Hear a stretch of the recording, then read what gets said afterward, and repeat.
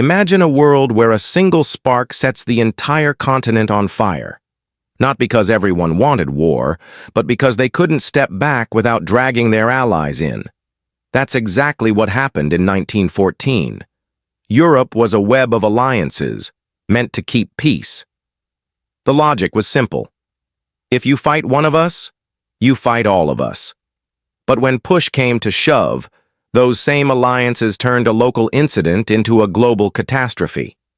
Austria-Hungary wanted to punish Serbia after the assassination of Archduke Franz Ferdinand. Serbia, though, had Russia on its side. Russia had France. Germany had Austria-Hungary. Britain had Belgium. One by one, the dominoes fell. No one wanted to look weak. And before anyone could blink, the world was at war. Now, was that assassination truly the cause of it all? Not really. It was the match. But the explosives had been piling up for years. Nationalism was tearing through Europe. Empires were uneasy. Borders were fragile. Countries were arming faster than ever, glorifying war as a noble path. Colonies were fought over like trophies, and the Balkans, that small, restless region, simmered with unrest. When Gavrilo Princip pulled the trigger in Sarajevo, Austria-Hungary saw more than just a tragedy. They saw an opportunity, a chance to stamp out what they saw as a threat. Backed by Germany's infamous blank check, they moved against Serbia, fully expecting it to stay contained. It didn't. And so, the generals dusted off strategies better suited to the 1800s. They sent waves of men across open fields, not realizing they were marching into the age of the machine gun. That's when the trenches came. Soldiers, pinned down by bullets, dug into the earth for safety. From the North Sea to Switzerland, the Western Front became a maze of mud, wire, and death. Trench warfare wasn't a strategy. It was a grim reaction to new ways of killing. The weapons had evolved, the thinking hadn't. Months passed. Battles dragged on for inches of land. Verdun, the Somme. Millions died for ground that barely moved. It was madness, but no one knew what else to do. Only near the end did new tactics, tanks, air power, infiltration teams, begin to change the game. By the time the guns fell silent in 1918, the world had been gutted. Not just lives lost, empires crumbled. The Austro-Hungarian Empire fractured, its many ethnic groups demanding freedom. The Ottomans, once rulers of vast lands, were reduced to a memory. Russia tore itself apart in revolution, paving the way for the Soviet Union. Even mighty Germany collapsed from within, its Kaiser gone, replaced by a fragile republic. In their place rose new nations, some hopeful, others cobbled together with clashing identities. The old order was gone. A new, uncertain world had begun. But peace didn't last. The Treaty of Versailles, signed in 1919, was supposed to end war for good. Instead, it planted the seeds for an even darker future. Germany was blamed for everything, forced to pay crippling reparations, stripped of land, robbed of dignity. Its economy crashed, its pride shattered. And in that vacuum of despair, voices of rage found eager ears. One voice, louder than the rest, promised to restore glory, to rip up the treaty, to reclaim what was lost. That voice belonged to Adolf Hitler. The world watched, too tired to stop him. And so, the war meant to end. All wars became the prelude to something even worse. Let me know if you'd like this in a specific format, audio script, video script, dialogue version, etc., or want more added. What if I told you that one gunshot, one single moment, dragged the entire world into chaos, that a war, sparked by a teenage assassin, would end up killing millions, collapsing empires, and shaping the entire 20th century? This is the story of World War I. But not the one buried in textbooks. This is the real, human, and brutal story of how the world tore itself apart. It's 1914.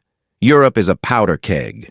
For years, countries have been forming secret alliances, building massive armies and stockpiling weapons, all while smiling at each other during peace conferences. Tensions are high, but no one wants to blink first. Everyone believes war is possible, maybe even inevitable, but no one knows just how close it really is. Then comes the spark. On June 28th, Archduke Franz Ferdinand, heir to the Austro-Hungarian throne, is visiting Sarajevo. As his motorcade rolls through the city, a young Serbian nationalist named Gavrilo Princip steps forward and fires 2 shots. The Archduke and his wife are dead. What should have been a regional crisis spirals into something far more dangerous. Austria-Hungary blames Serbia. Russia promises to protect Serbia. Germany, allied with Austria, steps in. France and Britain mobilize in defense of their own allies. Within weeks, Europe is at war. Not just soldiers, but civilians. Not just armies, but entire nations. And this isn't the kind of war anyone expected. This is trench warfare. Soldiers dig into the earth, forming endless lines from the North Sea to Switzerland. The Western Front becomes a living hell, muddy, bloody, and static. Months go by, then years. Progress is measured in meters. Artillery shells rain from the sky. Machine guns mow down waves of men in seconds. Gas, a new, horrifying weapon, chokes the air. Horses charge into tanks. Pilots duel in canvas airplanes. And across the trenches, rats, lice, and fear are constant companions. Millions of young men, some as young as 16, fight and die in places they can barely pronounce. Verdun, the Somme, Ypres. Each battle is meant to be the one that breaks the enemy's back, but none of them do. The cost is staggering. Meanwhile, the war spreads beyond Europe. Battles erupt in Africa, the Middle East, and across the seas.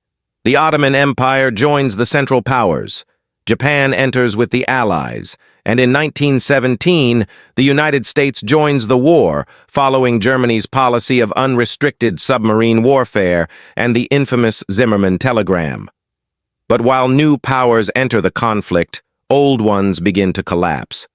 Russia, exhausted and broken, erupts into revolution. The Tsar is overthrown. The Bolsheviks, led by Lenin, take control and pull Russia out of the war. Back in the trenches, morale is crumbling. Soldiers begin to question what they're fighting for. Civilians at home face food shortages, bombings, and grief. Yet the war drags on. Finally, in 1918, with American forces reinforcing the Allies, Germany launches one last desperate offensive. It fails. The Allies push back.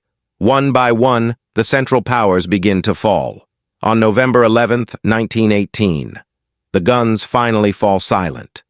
The world is left in shock. Over 16 million people are dead. Entire generations of men are wiped out. The Austro-Hungarian, Ottoman, Russian, and German empires are gone. The map of Europe is redrawn, and at Versailles, the victors draft a peace treaty meant to prevent another war.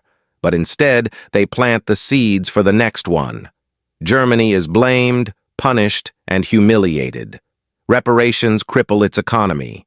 The people feel betrayed and angry. Across Europe, nationalism is rising. And in the shadows, a wounded world struggles to heal. World War I was supposed to be the war to end all wars. But it became something else. A brutal, senseless conflict that shattered illusions and changed everything. Politics, borders, technology, and the way we see ourselves.